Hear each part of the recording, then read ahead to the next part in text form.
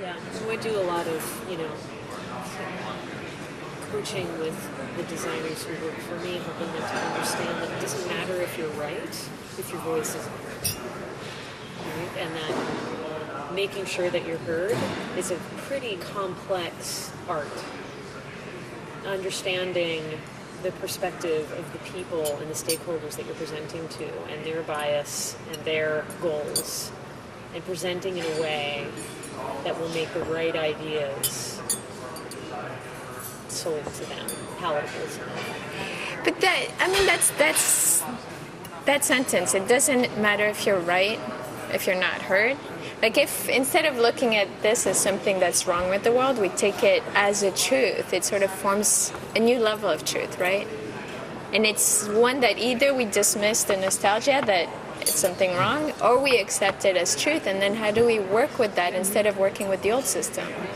But I guess what I mean to say is, at least in the context of working in-house in a corporation, that every designer is a salesperson, right? It's not like that in your firm at all, is it? in client services, it's the same. Although the dynamic is a little bit different because when you're hired as an expert, the presumption is you're being brought in to shake things up because we don't have the knowledge in-house to do what you do, and therefore your words will have greater weight. That doesn't always work out that way, but you know what I'm saying, hypothetically. In-house, there is a constant brokering of my relationship to the other disciplines. And these are working relationships that go on for years. It happens in government too. All the different stakeholders and people who wield different levers of power. And what is distressing is when good ideas fall on the floor because they're not presented well, and bad ideas get traction because they are presented well. Yeah, that is really distressing. Yes, and That happens in studio every year. but that's also the reason why I don't understand the sort of celebration of the democratization of design. Mm-hmm. Because I know, based on things that I have seen in my sort of quirky place in the field, that sometimes the designer's right and everyone else in the room is wrong. Mm-hmm. And sometimes everyone else in the room is right and the designer is wrong. But there is a very fine line that I worry about crossing in terms of making design decisions popularity contests about what should and shouldn't be, because I think designers actually know a great deal about a broad range of things because they put a lot of time into researching what is new and different and other ways of doing things.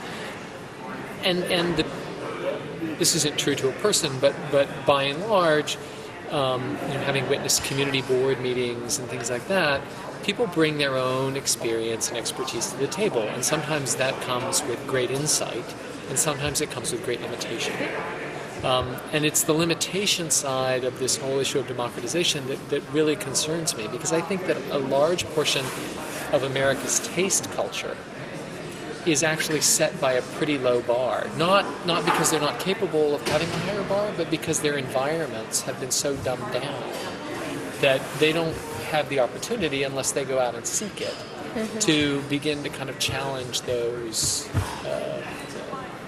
resource materials around them.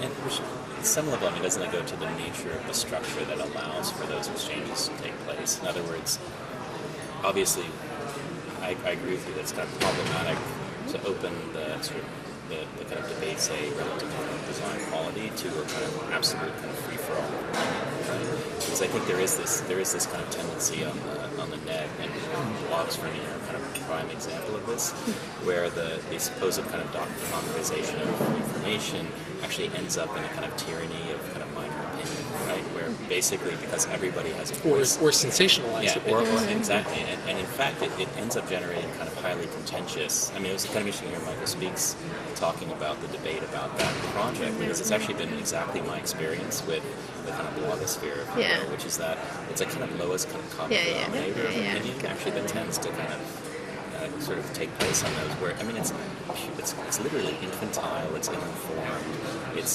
sort of motivated by the most kind of venal emotions to a large part, and it's very difficult to find intelligent, informed debate on the web, I would say. And which is a kind of interesting question, because at some level politically I'm completely with you with the frogs and the kind of opening up of the kind of floodgates of information and exchange. On the other hand, when I see the kind of evidence of what happens in those, I see kind of narrow strands of kind of self-interest and a kind of almost a sort of puerile exclusion that kind of tends to take place. And maybe that, as you say, is just the burden we have to bear for the kinds of potential benefits that might occur. But it makes me wonder about, again, Sarah's notion of curation. In other words, maybe it's about how that information is, how those inputs are managed, right? How they're structured, and how you can begin to kind of, mediate that exchange, right, in some way that has a kind of a meaning, and isn't simply about whoever kind of screams loudest or writes the kind of longest blog message.